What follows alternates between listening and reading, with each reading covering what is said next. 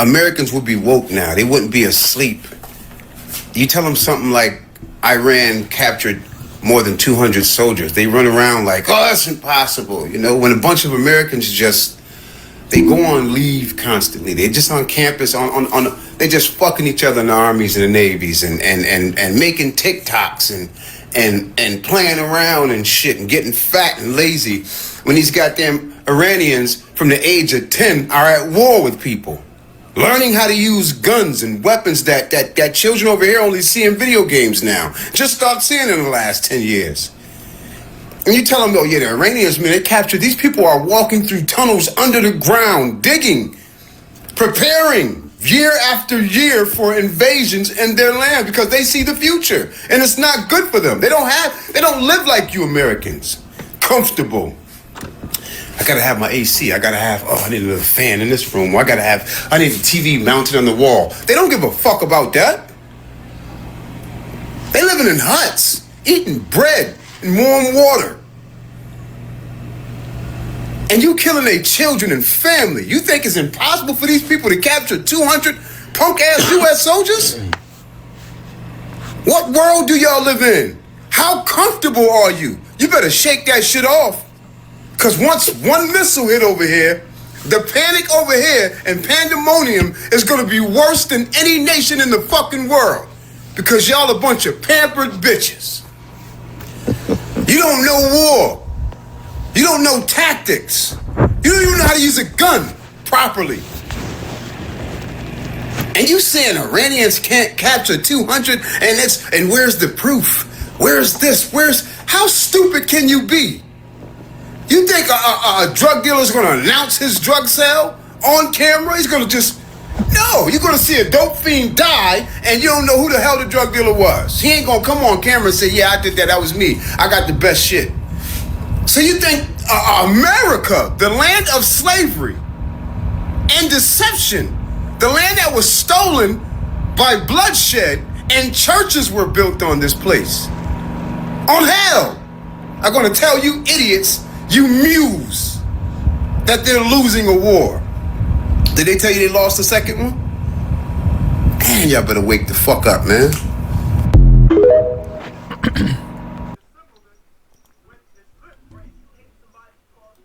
Shalom, shalom, Israel. First and foremost, I want to give all honor, glory, and praise unto Yahawah, Hashem, Yahawashi, Hashem, Wakwakwedash, double honors to the elders and apostles of Great Millstone. Shalom to mighty Akim, Wagwathim, who are diligently waiting to be delivered from this final captivity, as well as a speckled bird that may look like the other nations, but are actually Yasharallah. His brother Couple Cup coming at you with another lesson. Slakia. Today's lesson is going to be on this, and let's start off with 2 Ezra chapter 14 verse 17. For look how much the world shall be weaker through age, so much the more shall evils increase upon them that dwell therein. And this guy's grievances, you know, all the complaining that he was doing, like that's some real stuff, you know. It's like that's some real stuff that, you know, people are, or the people today, they are incredibly, or like comparatively weak. All right, they don't really, or if you compare the issues and stuff like that they were doing way back when, you know, it's like night and day.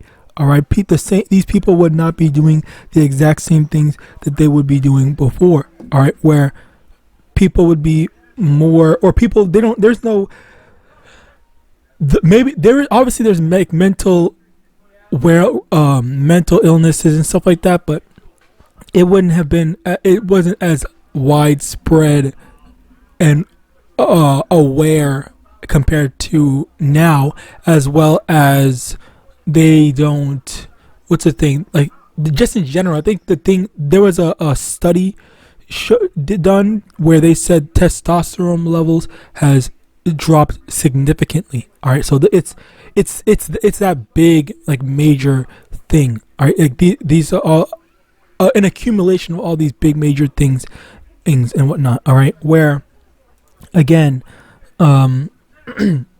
people are compared. Oh, it's not even just like physical. it's also like mental as well. Not mental, like intellectually, because the people today, because if you Slakia, I keep on saying in like a transition way, when what I'm trying to say is that, and when it comes to basically any area of expertise, be it physical, mental, intellectual, and all that stuff, the people, while we have advanced in technology, of course, like we definitely have the best technology today compared to what 20 years ago.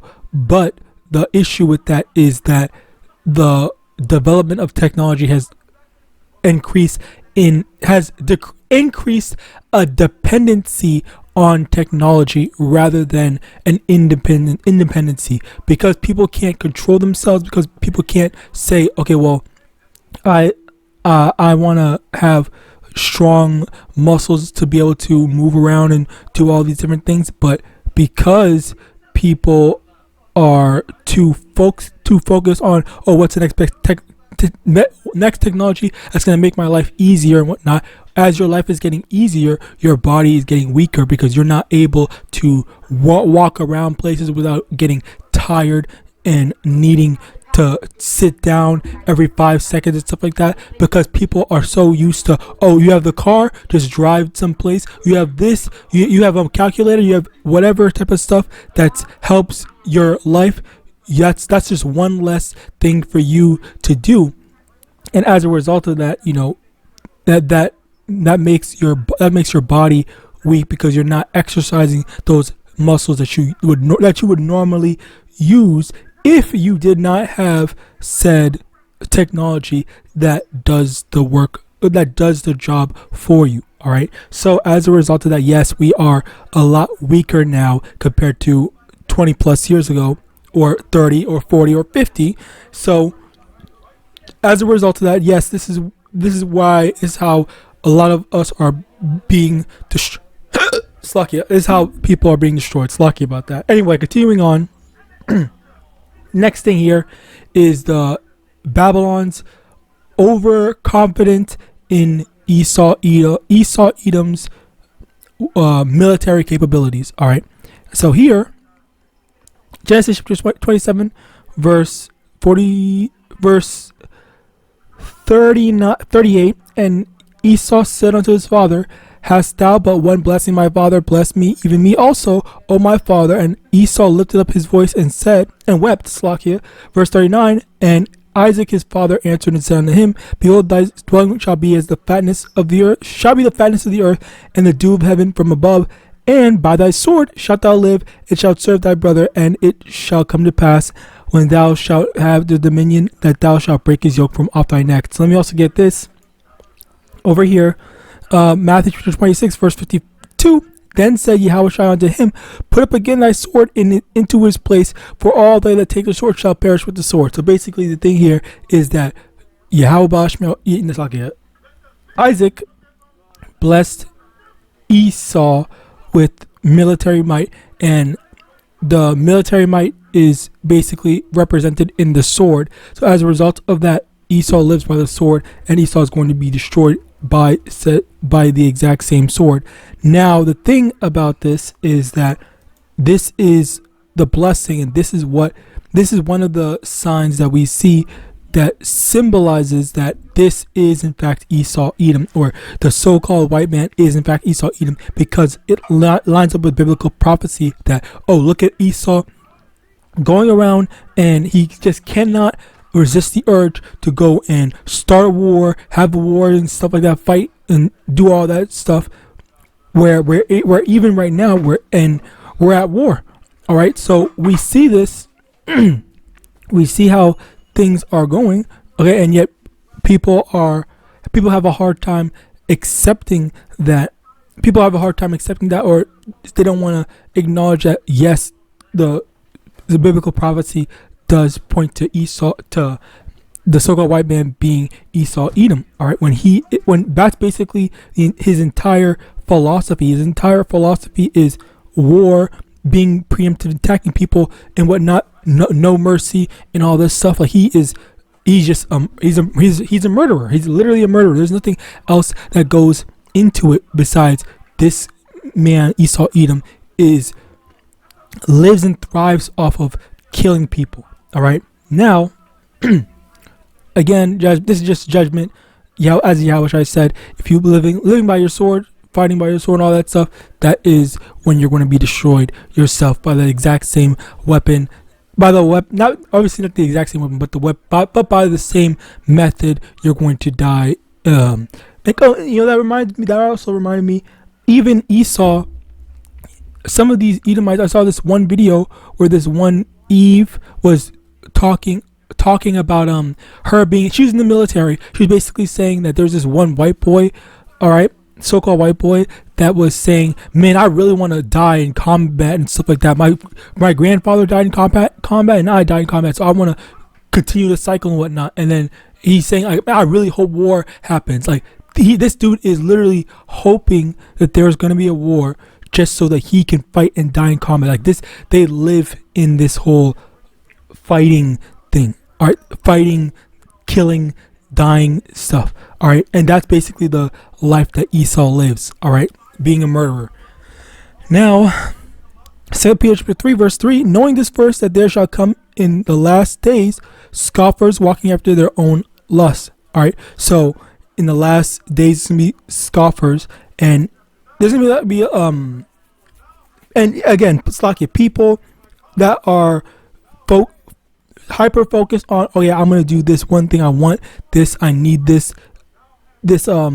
thing, and rather than seeking after the peaceful option, we see, okay, well now, Slakia, it was what, Venezuela, they went and took over Venezuela, kidnapped the president or ambassador, whatever the frick the dude is called, the leader is called, and then they took over their stuff. So now he's going even more.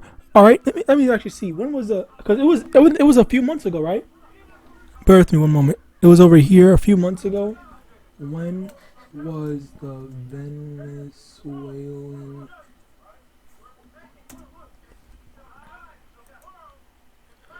Exactly. So this year, the Venezuelan freaking president was captured this year.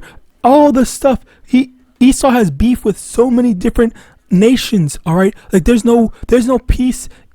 All right, war is the only thing that's in his heart, and yet you got this dude that was lying, saying, "Oh yeah, we want peace. We don't want to start war and whatnot." All right, war. Over here in Psalms 55 verse 21, the words of his mouth were smoother than butter, but war was in his heart. His words were smoother than oil, yet were they drawn swords. And that's the thing. The only thing that's in his mind is, how do I start a war? How do I get these conflict going and stuff like that? Like, I want to do all this terrible things and stuff like that. This is how Esau operates. All right, this is the only thing that's on Esau's mind. All right. 2 Timothy chapter 3 verse 4, 2 Timothy chapter 3 verse 1, this know also that in the last days perilous times shall come. Again, this is going to be a hard time, and all this, and even going back into what this guy was saying, how Americans more specifically, they aren't not ready, but it's not just Americans, it's the entirety of the West. People are not ready for all the bad stuff that's going to happen, because when there is actual war on their doorstep, because they're so used to having war all in the other other over there in the other nations and stuff like that, not in their own country, not in their own place, not in their own home.